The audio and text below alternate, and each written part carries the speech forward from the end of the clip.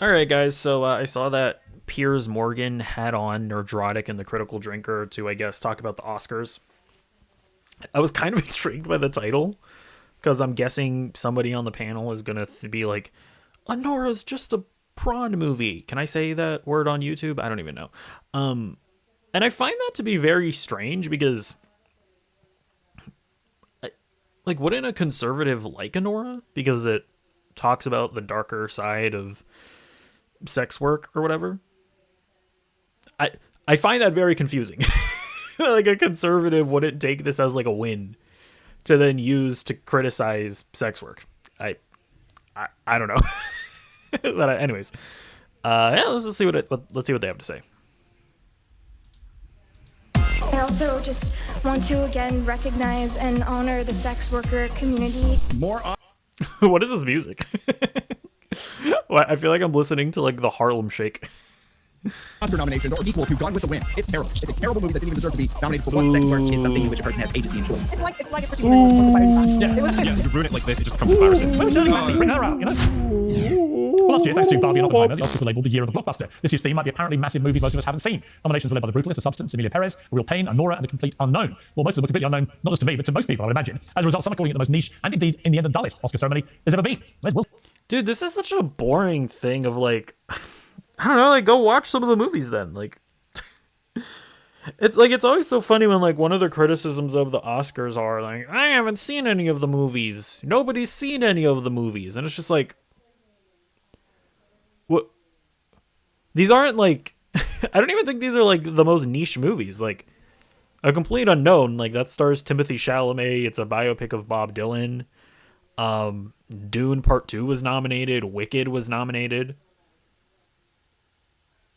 I don't even know. Like, I think Anora, I'm pretty sure it's probably PVOD right now.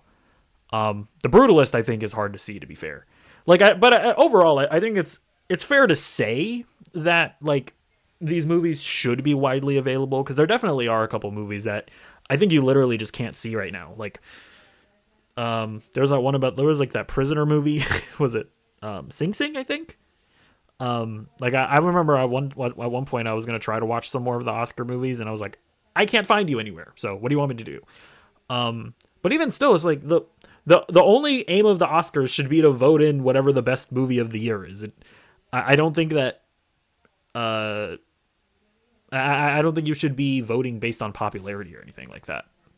Will Smith when you need him. So has Hollywood given up on crowd pleasing? Or is it our fault for not being culturally sophisticated enough? Here to give us their vote on Hollywood's big night, author and movie critic, Will Jordan, aka the Critical Drinker, and the Nerdrotic, Gary Biegler, uncensored Whoa, Piers Morgan, he's glitching. contributor Esther Krakow, and the author of The Case of Cancel Culture. Ernest Jones, welcome to all of you. All right, let me start with you, Nerdrotic, if I may. God, it seems so bloody boring this year. Right, no one did anything. It was the most exciting thing was old Adrian Brody passing his chewing gum to Harvey Weinstein's ex-wife, who he's now with.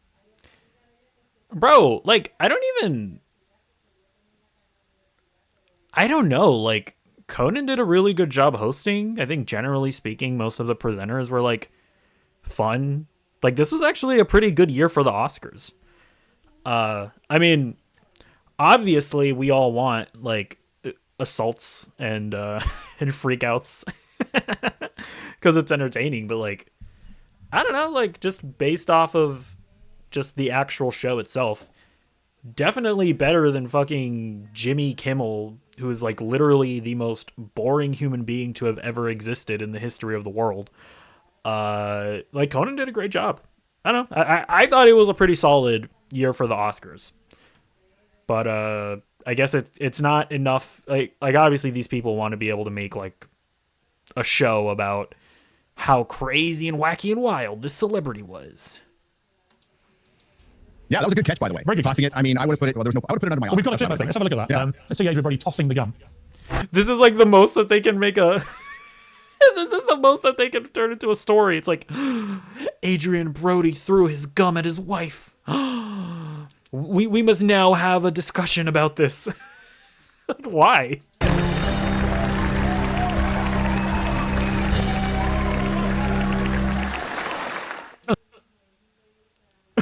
Who cares? I'm so confused.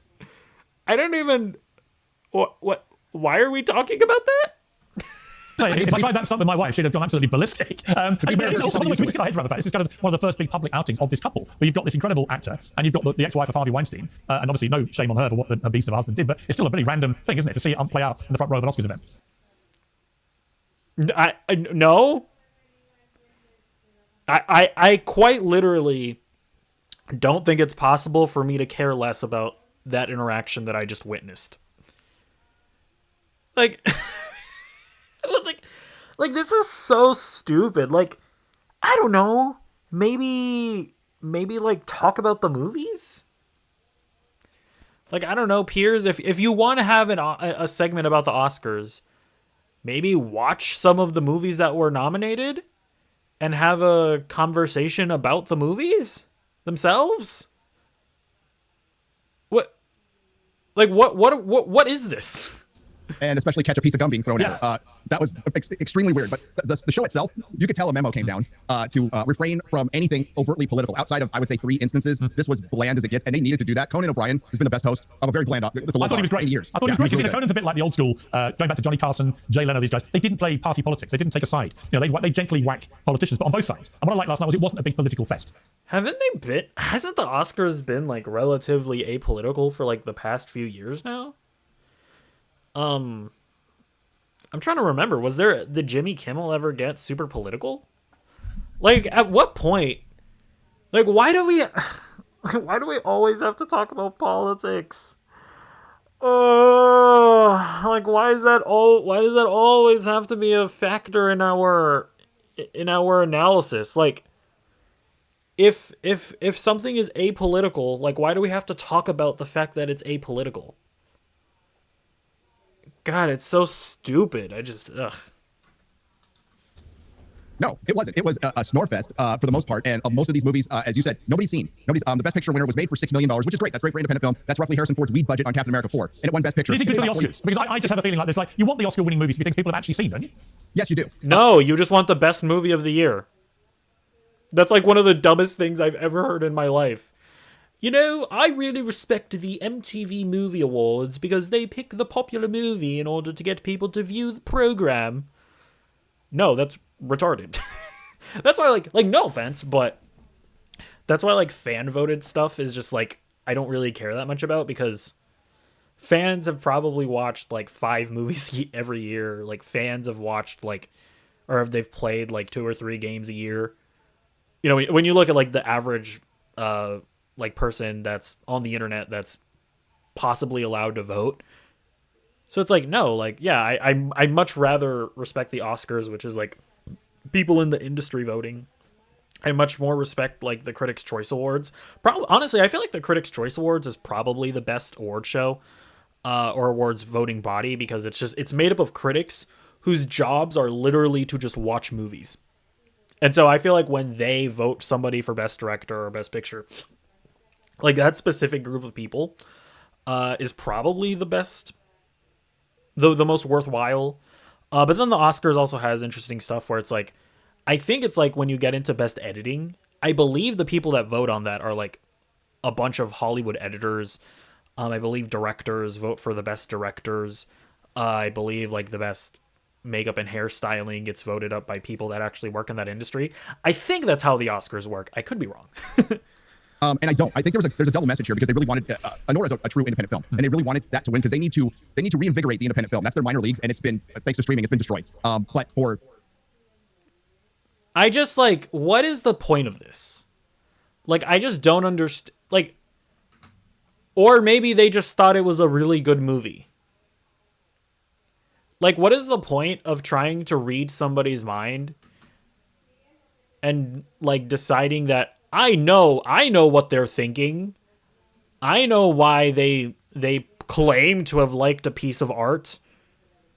It's like, I don't know, like, if some, like, email chain or something leaks and it comes out that the Oscars only vote based off of, like, whatever weird economic or political reasons, then, like, sure, we can have a conversation about that. But it's just like what's the point of coming up with these weird conspiracy theories? It's just cringe.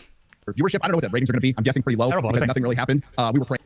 No, they're pretty good actually. I think they the Oscars has been steadily gaining viewership since COVID, I think. Um I think the main reason why the Oscars viewership is tanked is because just like general TV is or like what is it? What is it called? Like cable, I guess. More and more people have been cord cutting and whatnot. This year they put it on Hulu, which is good. But hopefully, if it continues on streaming, the viewership can gradually increase and increase. Praying for a slap like you at some point. Overall, and listen, the biggest snub was Demi Moore. I'm just gonna come out. And I was actually, you know what? I actually hate it when you have a legend who's never won an Oscar, and throughout the awards process, a critical drinker, I'll bring you in here, when you're on a journey that looks like it's an unstoppable pathway to finally getting that Oscar, which you've coveted your entire life. And Demi Moore's done some great films. I will never hear anyone tell me that one of the great movies is not G.I. Jane, for example. Cruelly overlooked by the Academy. But I did feel for her. She couldn't contain her real sadness at missing out. She probably thinks, well, that'll be it then. That's my last chance. I think so to some extent. And it would have been nice to see a movie like The Substance that did get quite a lot of commercial attention and was widely known for her to get. It's going to be. I just like, what is this analysis? Event. Best Actress. Like, if you really like The Substance, why not just say that, like, hey, this movie was better than Anora. I thought that Demi Moore's performance was just better than fucking what's her name? Mikey Madison. Like, what is this weird discussion of like, I think that this movie that was commercially successful, I feel like that one should have won because of its commercial success. It's like, what is this? Like, what is this analysis? What am I listening to? It's just like, it's so weird. It's like, these guys are film critics. Why are we talking about movies like this? I think that would have been a great recognition, not just her work on this film, which was fantastic, but also just a lifetime achievement award almost, because she has had a. It's the Oscar for Best Actress is for who gave the best performance in this particular year. It's not a lifetime achievement award. What are you talking about? An epic career that spanned absolute decades. And I agree with you, G.I. Jane was a really good movie. Brilliant. I liked it. The extraordinary thing about Nora, which won 5 awards, Best Picture, Best Director, Best Actress among them, it's an R-rated romantic comedy about a lovable lap-dancing prostitute who's also one of her rich Russian clients. Lashings of nudity, sex. The F word is used 479 times, more than Goodfellas. Oh my gosh. Oh no. What a tragedy. Straight out of Compton and Pulp Fiction. Esther, I mean, the one thing I loved about this movie is it's such a refreshing antidote to the squeaky clean bullshit we've been fed up for so long. I mean, it looks like we're back to very inappropriate stuff. Hurrah! It's like if Pretty Woman was sponsored by OnlyFans. Yeah. It was very X-rated. I mean, the plot was, I feel like this is something that's probably happened in the West End. Some prostitute from Lancashire falls for her, Russian sponsor or whatever. So the plot wasn't anything new. But yeah, I mean, look, life imitates art. It can also push it to the extreme. And I like the fact that this was something a little bit different. Wasn't weird? Okay, at least they liked it. I'm wondering who's the person that's like, it's just a porn film. I wonder who that's gonna be. My guess is it's gonna be Nerdrotic, because like the Critical Drinker, I've seen some of his content and I don't know, I've seen sometimes where it's like, okay, he's giving like an actual honest take that goes against the pale, but then sometimes I've also seen some content where it makes me think he might be pandering to his audience. But at the end of the day, he feels like more of a real person than Nerdrotic. Nerdrotic always comes off to me like he's just like playing a character. Even though it was really just a porn film. Well, that's the thing. It was like refreshingly inappropriate. Oh no, it was okay. It was her. How? Like, I don't. I don't even. I don't know. I don't know. Like, how do you watch like Anora and just think it's just for the sake of being explicit? Like, how do you get to like the end of that movie and be like, oh yeah, just a porn film? It's like, okay, I don't know. Yeah, exactly. For an Oscar winner, but Mikey Madison, who won the Best Actress, made a speech. It's quite interesting, and I'll get your take on this, Esther, about the need to recognize and honor the sex work community. Let's take a look at this clip. I also just want to again recognize and honor the sex worker community. I will continue to support and be an ally. All of the incredible people, the women that I've had the privilege of meeting from that community has been one of the highlights of this entire incredible experience. I need to put my prudish cap on, Esther, but why do we? Yeah, look, listen.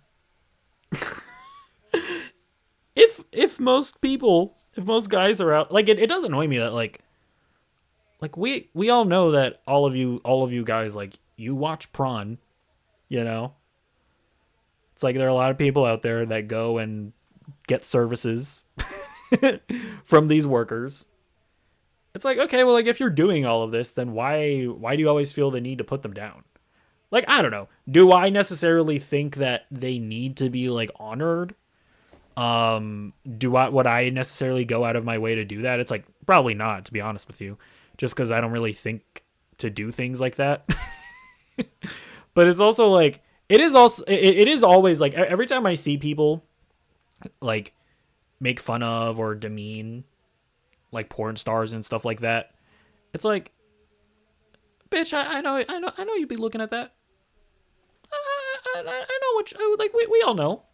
We all know. Like, these websites are very successful for a reason. Like, why not just treat these people with a little more respect when we all engage in it? You know what I mean? Actually feel the need to recognise and honour the sex worker community out of interest. Because we've been collectively lobotomized. The people that can sit there and glorify sex work don't have any actual clue of what you basically renting out your orifices in your body is like. For 99% of women that are sex workers, they're being. Yeah, like, did you watch the movie? That's what it's about. That's like the Honora is literally about this woman who has or like this sex worker that has essentially been conditioned to feel like her body is just like currency, right? And like when you get to the end of the movie, I guess spoiler alert, but like when you get to the end of the movie and she's essentially like using her body as currency in order to repay the favor that guy gave her. And when she like comes to this realization that it's like, oh shit, like, I don't actually need to do this. Like, this guy actually just did something nice for me, and I don't have to do this. Like, that's a heartbreaking moment. Like, I don't understand. Like, what do you? And it's like, yeah, like there are really dark aspects of sex work, but it's a thing that a lot of people use. So it's like I don't think that there's anything wrong with like essentially just not being assholes to them. You know what I mean? Pimped out by a bunch of misogynists and treated like holes for hire. You know, the kind of prostitutes in the West that seem to have it good, have police officers that actually take them seriously when they say they've been assaulted, or, you know, they haven't been pimped out from the young age. I happen to pole dance for sport and fun. And I know loads of pole dancers that say, oh, sex work is real work. No, actually, you're just an online prostitute. You've never actually been pimped out to a man and treated like a collective holes to pay. I mean, that's just smart work. That's just doing it smart. Like, what? If somebody works from home, they're not doing real work? What is that? Uh-oh, Nerdrotic. She's calling you out. She's your fucking YouTuber. Attack her. Defend your honor, Nerdrotic, because you don't go to an office.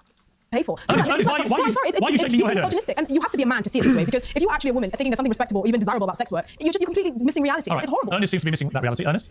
No, I think that there's levels. Well, it's also like, I mean, we honor like soldiers who go out and die for us. Like, that's not a desirable job. Most of the people that do that are, you know, doing it because they feel like they have nothing else to do. They have no other opportunities.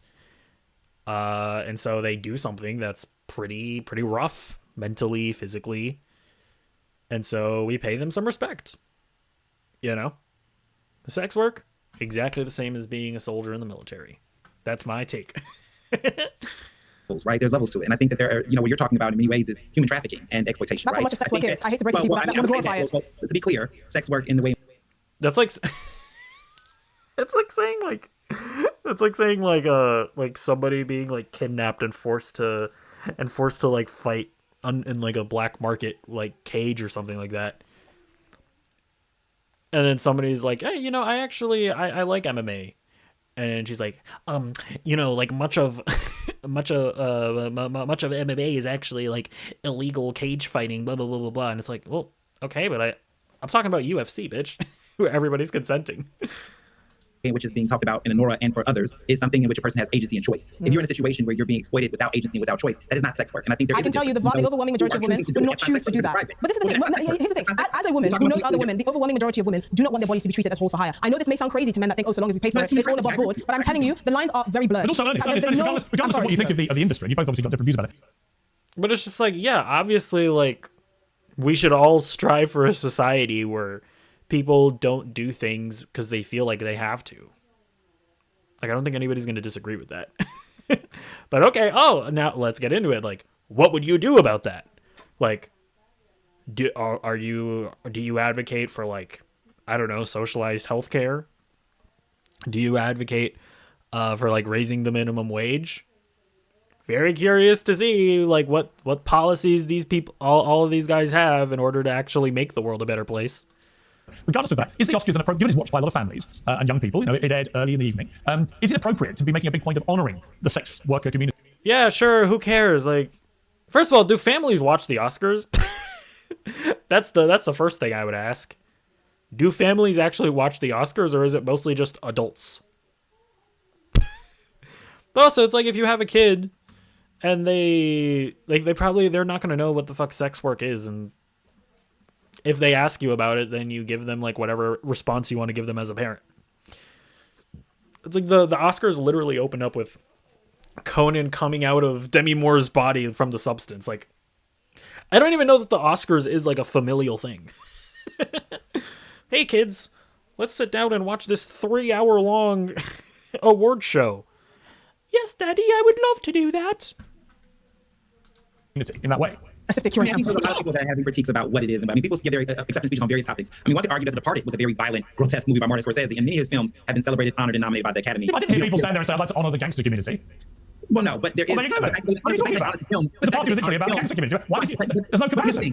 Nora is First of all, there literally are people out there that, like, don't like Martin Scorsese because he feels like they feel like he glorifies it, which, to be clear, is retarded. But it's just as retarded to say that, like, Nora glorifies it. And I think when you honor something, I don't think you're necessarily honoring it because you think that the thing that you're honoring is something that everybody should do. Like, I don't think anybody's going to sit here and say that, like, people should go into sex work.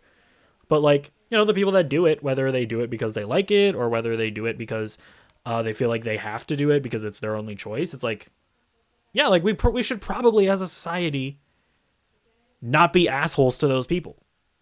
Just don't be an asshole in general. You know what I mean? a celebration of that work. And so by them even But men who nominating don't understand it. That's why they're celebrating it. You know the biggest opponents to sex work? Do you know the biggest opponents to sex work? Actual feminists. They've actually had to deal with women that have been in this trade, that don't have the glamour. I mean, to the point where many of them can't even access medication for sexual. I have a lot of sympathy for sex workers, right? I don't even understand it. Like, the movie is not glorifying it. I don't even know why we're having this conversation. Maybe I'm wrong. What does honor mean? Like, what is the honor? Like, what is the definition? High respect, great esteem, adherence to what is right or to a conventional standard or conduct. Oh, okay, maybe honor. Maybe that's not like the right word. Something regarded as a rare opportunity and bringing pride and pleasure, a privilege. I mean, okay, I guess. I just thought like honor meant like recognition.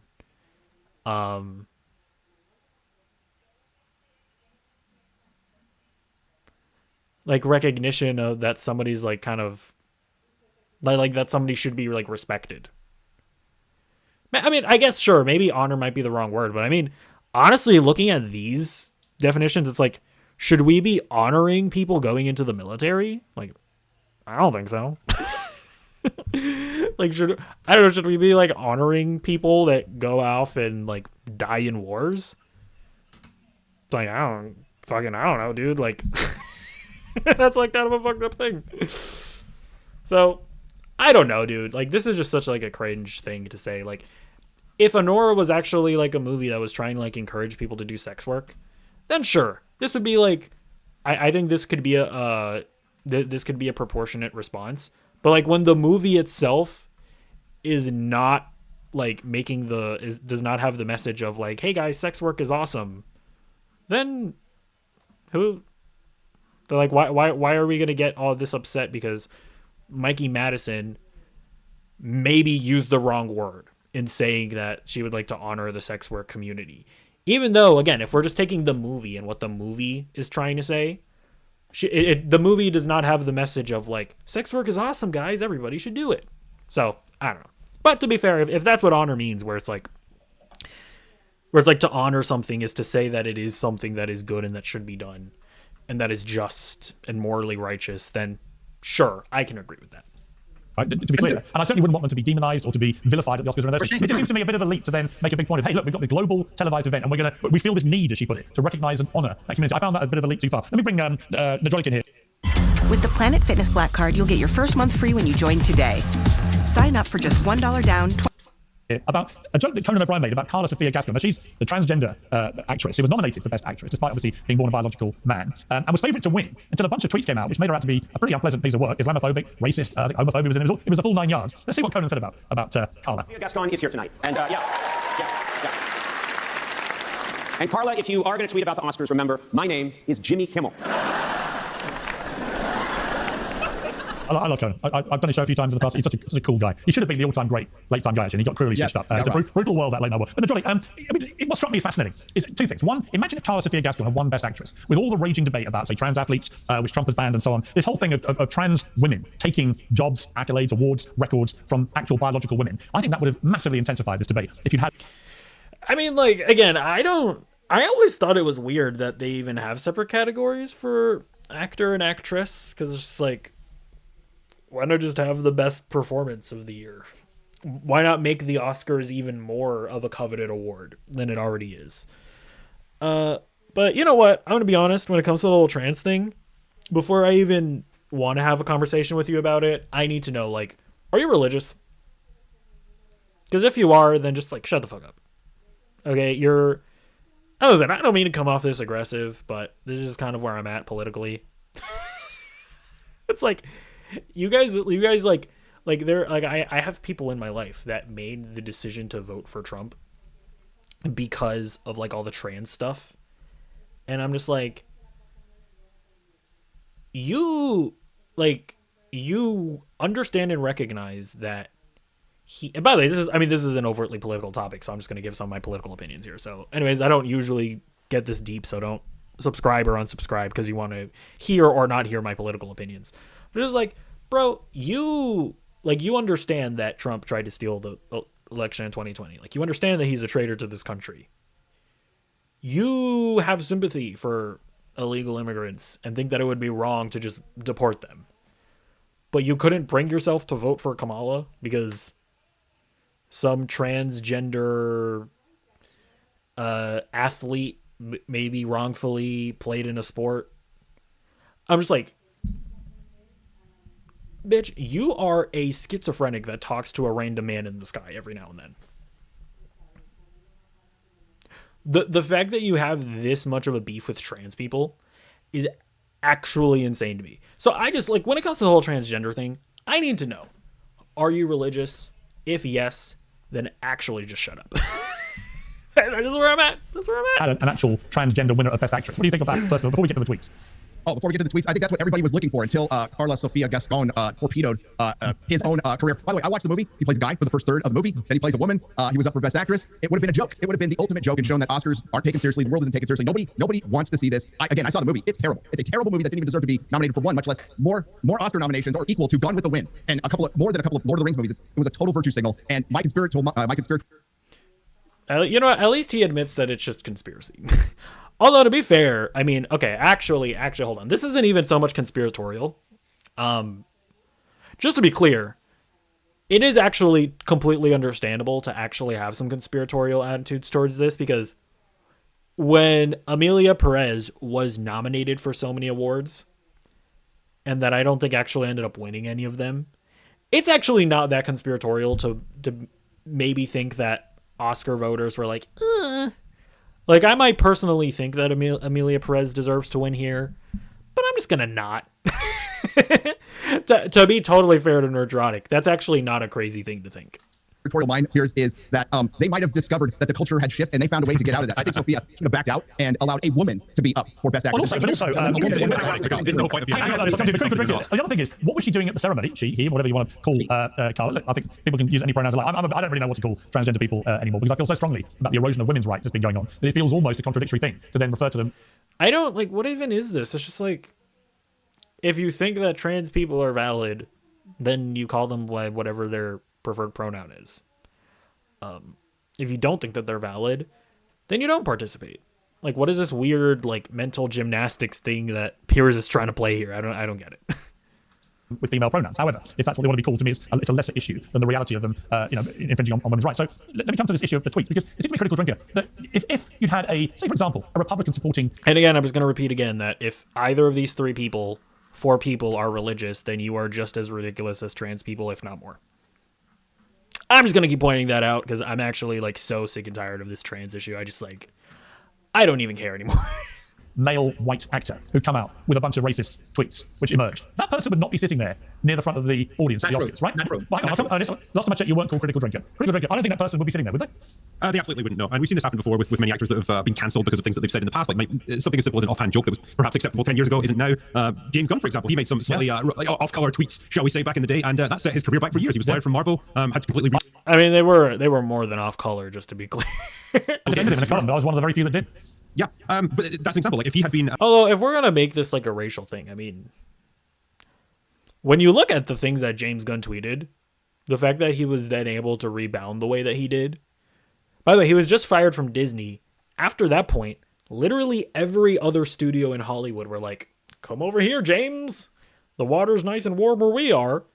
The fact that he was then able to bounce back and then not only direct movies for Warner Brothers, but then become the president or the co-CEO of DC Studios. It's like, if you're gonna like try and act like, oh, there's anti-white privilege, it's like James Gunn is not the example to put here. And by the way, I don't even care that much about this whole topic, but I'm just saying, like, James Gunn would actually be an example of white privilege if we were to have that conversation. Perhaps a bit more diverse or tick a few more boxes, I'm willing to bet that would not have happened to him in the slightest. So Ernest, two things. Would you have been happy for a transgender actor to win Best Actress at the expense of an actress? I just want whoever they thought was the best actress to win. I don't care if they're trans or not trans. Let's see if he gives an overly woke answer here. Woman first. Would you have been happy for that? I don't agree with your premise. I think that a trans actress is an actress and they're in the respective quality category. But I want to address the major point. So you wouldn't have minded if a transgender actor had won Best Actress? Mel Gibson is the person that you all skipped over. Mel Gibson had lots of anti-Semitic, racist remarks and tweets and still got nominated for an Oscar, to which he was able to show up to the Academy Awards and he was still nominated for an Oscar in the 2010s. Woody Allen has been quote-unquote canceled and criticized for years and still received Oscar nominations as well. Quentin Tarantino has made various problematic... Roman, actually, to be fair to you, Ernest, I don't often agree with you, Ernest. To be fair, I mean, Roman Polanski... Lest we forget, Roman Polanski got a standing ovation led by Meryl Streep after he fled America after he had raped an underage girl. Yeah. I think this is the issue. I think the fight back of let's cancel these people because they cancel other people in the past or they refuse to cancel it is not helpful. I think the biggest scandal here is the fact that Emilia Perez is simply unwatchable. I mean, I think we should be actually questioning. Yes, this is an actual look. Oh my gosh, they're talking about the movie. They're actually talking about movie. This is actually a conversation about movies at the Oscars and not a bunch of random bullshit that nobody cares about. Oh my god, whoa, who? Oh my god, she saved us. She just saved us from this pit of hell. Whether the Academy have functioning eyes, that they nominated this dumpster fire, which, I mean, listen, I'm all for artistic license and, putting out films that people may not agree with. The art is about expression. This film was unwatchable. I think that's the bigger issue. It was so bad that I don't care if the nominee was a transgender woman or like a tree trunk. These kinds of films shouldn't be up for Oscars. I'm sorry. I mean, like, this is also just like a problem that people have where it's like, in my opinion, it is a crime that Challengers wasn't nominated for anything. In my opinion, it is a crime that Furiosa wasn't nominated for anything. But it's just like, okay, other people have different subjective experiences with art. They didn't think that it was as good as I thought it was. Oh well. It's just like I don't know. Like I don't understand this whole thing of like, I am going to definitively say that Emilia Perez is objectively a bad movie and it should not be up for the Oscars. It's like, it's a subjective art form. Like, I don't understand why people get this up in arms over it. It's offensive. It's offensive. It did feel, to be fair, it did feel like karma, didn't it? That Hollywood as a community were pushing this pretty crap movie by all accounts because it featured a transgender actor. It sounds like he didn't watch it. He says by all accounts. I don't think he watched it. Who might win Best Actress. And for them, that ticked every possible... Now, by the way, actually, I guess I'll give my opinion on Emilia Perez. I tried watching it. I don't know what it is about musicals. Sometimes I can start watching a musical and the music doesn't bother me and I'm able to get invested in the story. And then other times I start watching a musical and them like breaking out into song like infuriates me. Like Les Miserables. Can't stand that movie. Okay, fucking Hugh Jackman is out there singing about stealing bread or whatever. I can't stand it. Can't watch it. Don't care. Wicked, for whatever reason, they start breaking into song. I'm delighted. I am invested in the story. You know what I mean? Animal Holocaust, I'm all in. I tried watching Amelia Perez. They start singing, I get infuriated. I don't even know. I genuinely don't know what it is about these movies that do that to me. Box, other than the one that's being ticked right now by the White House, we're trying to defend women's rights. And then it turns out that this actress, whatever you want to call Carla Gascon, had a history of appallingly offensive tweets in which she basically insulted absolutely everybody. I mean, there was a karma there, wasn't there? I mean, my whole thing with people looking at old tweets or whatever. To be fair, I did not look into the Amelia Perez situation. Maybe she tweeted them out like last week or something. I don't know, but it's just like these tweets are out there. If you're hiring an actress, are you not hiring like social media guys to like scour literally their entire internet history to see if there's anything problematic? Because my biggest problem with the whole James Gunn situation is that Disney did that. It's like, and if Disney didn't do that with James Gunn, then they are an incredibly incompetent company. But it's like, just to be clear, Disney knew about the tweets. What I don't like is when you know about the tweets, you know about their checkered history, and you're going like, okay, well, this person has clearly changed. We can hire them to act in this movie or direct this movie. But then once they end up resurfacing, you then performatively go, oh, I did not know about this. I must now denounce them and fire them and not associate with them anymore. It's like, no. You obviously knew about these tweets if you hired them to be in your movie. And you decided that, okay, they've clearly changed. I can work with them. I can stand by them now. If that's actually true, then actually stand by them. If this Sophia, Carla, whatever Gascon person is not the same person that tweeted those tweets, then stand by it, right? Nominate her. Let her win the award, and then let the stupid people on Twitter get mad. Situation is that when anybody is on either side playing into any type of identity politics that are not genuine and sincere, virtue signaling when it's not sincere, it can lead to that. I mean, we've seen good films that have had queer narratives do way better. I think of Moonlight, which is an incredible film, that incredible acting, that was worthy when it won Best Picture over La La Land. But this movie was not good, regardless of how you feel about trans people, whatever. It just was not a good film. La La Land was also another terrible film, by the way. La La Land was great. La La Land was fantastic. No, absolutely the not. music, I often play the soundtrack. Oh my gosh. Whoa. Two people having different subjective opinions about art? Whoa. When I buy my pool. No, you may call me a musical hater. However, I am. Unapologetically. I'm the president of the musical hater club. However, Grace, my God, back in the 70s. Let me play a clip. This is the only one that really turned the straight towards a political jag. He didn't actually name Trump, but he said this. Nora's having a good night. Yeah, that's great. Yeah, that's great news. 2 wins already. I guess Americans are excited to see somebody finally stand up to a powerful Russian. You know what, enjoy? It was a kind of gentle little rip.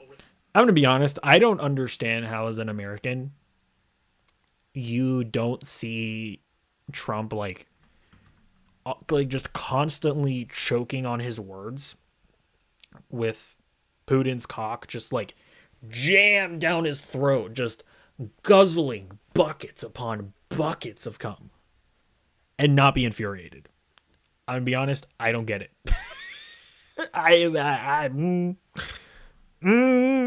Particular Trump. He didn't even name Trump. He got the cheer because, of course, Hollywood wanted it to be a slandering, Trump-bashing event. But it never morphed into that, which, given all that's been going on in the last few weeks, was pretty miraculous. Is this because they got the memo that more than half of America voted for Trump again this time around, and actually Trump-bashing ain't that popular with the ones who did? It's not popular at all. As a matter of fact, a lot of people are very happy the way things are going on in this country right now. I would dare say a majority, and that's why Hollywood did indeed get the memo. I thought there was going to be Ukraine flags everywhere, and to get just one passing mention right before they announced Mark Hamill coming on stage, by the way, that was right before. And I was doing the watch party, and I'm like, man, this has been really tame. They haven't made any political statements, and then he said that right afterwards, which I'm like, but honestly, I just kind of, considering the whole of the show, was a 3-4 hour show, it was one of 3 things, and it was kind of expected at that point, but I didn't think it was that controversial. No, I thought Conan generally was brilliant, actually. I would be happy to see him do it many more times. Let's bring in Morgan Freeman paid a very nice heartfelt tribute to Gene Hackman. Let's take a look at that first. He received 2 Oscars, but more importantly, he won the hearts of film lovers all over the world. Gene always said, I don't think about legacy. I just hope people remember me as someone who tried to do good work. So I think I speak for us all when I say, Gene, you'll be remembered for that, and for so much more.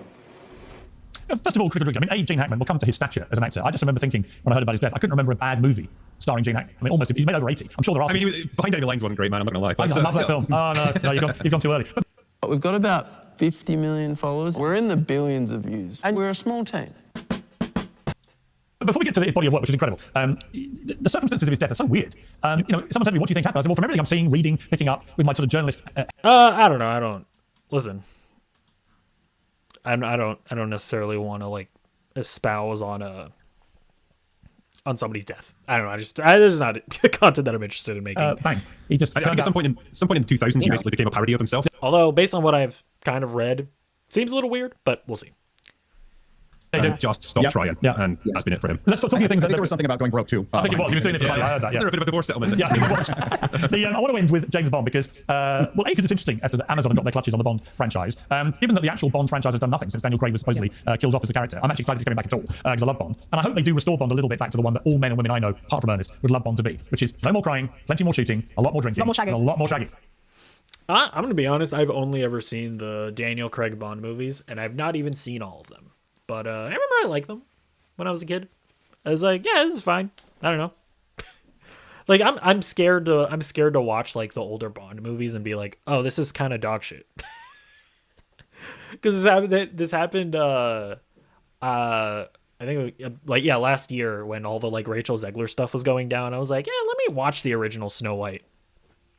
See if what Rachel Zegler was saying was like true or not. And the original Snow White movie is just like not good. It's just like it's a terrible movie, and Rachel Zegler wasn't even entirely wrong about what she was saying, but it's like oh, okay, everybody's like pretending like they remember Snow White, and they're just like mad about this like mediocre movie that was made in 1937. It's like, okay. I don't know. I'm scared to be the guy that doesn't like James Bond. Is what I'm saying. A lot more womanizing. Where he doesn't really about Nora though.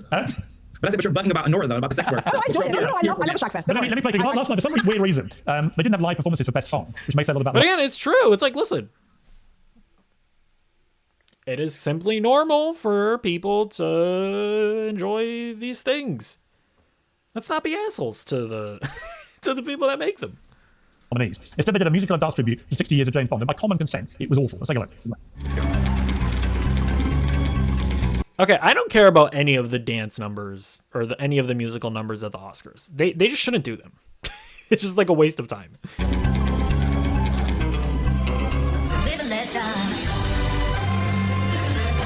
Touch is broken and undress you. I can see every part, nothing hides in the heart. If this is the way Are they going to talk about this or the Amazon acquisition? Because this is an entirely uninteresting conversation. the Americans are going to desecrate James Bond, I'm out. Because, I mean, just Live and Let Die alone. Paul McCartney and Wings did a fantastic version of that. I don't even... Okay, I don't. I saw Axl Rose and Guns N' Roses do it one night live. It was electric. That version there was like being slapped around the face with a damp dab from a small riverbed. That's what happens when Americans take over British intellectual properties that a lot of people love. Yes. Lord of the Rings. Doctor Who. Americans got You involved ruin in that. everything, you people. We ruin everything you guys create. I agree. Bond is quintessential British. Let me go to Critical Drinker first. Why did they even bother? It was so saccharine. It was so kind of cheesy. None of the performances were anywhere near the original stuff. Why do it? Where was Shirley Bassey? Bring her out, you know? Because it... Aren't they... I'm assuming they brought in younger people because the people who originally sang them, aren't they like old probably? Well, actually, no. I think Doja Cat sang an Adele song. But then you got to ask the question of, maybe Adele didn't want to do it? I don't know. It's still got the veneer of coolness because it's Bond, but when you ruin it like this, it just becomes embarrassing. And I don't know. I thought it was fine, but I also don't give a shit about James Bond music, so sure. I'll just give it to him on this one. I don't know about you. Like, is it just weird? Have the recent Bond songs been a bit shit? Yeah. Well, actually, I liked Adele did a really good one. Skyfall, that was really good. Yes, I love that. But actually, I can't even remember. It's like they got Glee actors to do it. It's like a Glee that was a low moment. Yeah, it was just, you know what they need? They need a sample group of like bricklayers from like Newcastle to watch whatever they put out. And if it gets their thumbs up, then it's probably... Exactly, yeah. Ernest, what's your favourite Bond song? I mean, Diamonds Are Forever is hot. But I would say modern day, I would say Skyfall definitely does it for me. I did enjoy the Billie Eilish, but not for Bond. I like the song, but I don't think it was necessarily a good fit for Bond. By the way, I couldn't tell what Billie Eilish was singing. Yeah. Like, I couldn't make out a single word of that. She just kind of mumbled her way through it. Yeah. I mean, out of interest, who's your favourite Bond? Esther? Oh, Piers Brosnan. Piers Brosnan. I love the fact you called him Piers, not Pierce, his name. Yeah. It's making you think Piers Brosnan. Piers Morgan. Yeah, very, very fine line. I know you love he shows up very well on the list. Nerdrotic, favourite Bond? Oh, Sean Connery. Yeah. Very easy, safe, and accurate answer. It's close. I do like Pierce Brosnan, but it's probably going to have to be Sean Connery. Ernest? Sean Connery. You know who I go for? Roger Moore. Oh, yes. Love Roger Moore. When I was young, genuinely, people would stop me in the street thinking I looked like Roger Moore. Happened more than once. Okay. So I've got a soft spot for it. But also, he has that perfect blend of the old womanizer, the twinkle in the eye, the charm, the right accent, and the steely-eyed dealer of death. And he gave me the best line ever about working with Bond girls. Because I said to him... You know what they should do? I am stealing this joke from somebody. I don't remember who. Trans Bond. Okay? Think about it. if you support trans people, then we did get a female Bond. But if you don't think that trans people are real, then you shouldn't be upset. Because it's just a guy. It's just a male James Bond. Boom. Amazon, key to the ticket, okay? This is how you win the culture wars.